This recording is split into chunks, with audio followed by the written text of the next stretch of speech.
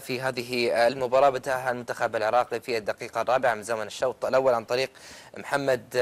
جبار في بافتتاحية أهداف هذه المباراة، ثم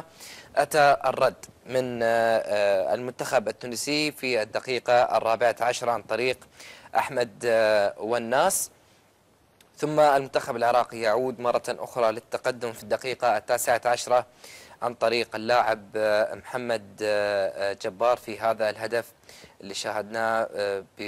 بشكل جميل. ومن ثم المنتخب التونسي يعود مرة أخرى إلى التعادل في الدقيقة السادسة والعشرين من خطأ دفاعي عن طريق سيف الدين الجزيري.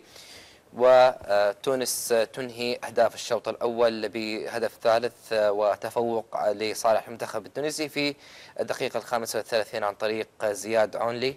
ثم ينتهي الشوط الأول على هذه النتيجة بثلاثة أهداف مقابل هدفين. ثم المنتخب العراقي يعود من طريق ضربة أو ركلة الجزاء في الدقيقة الثالثة والسبعين عن طريق ضرغام إسماعيل،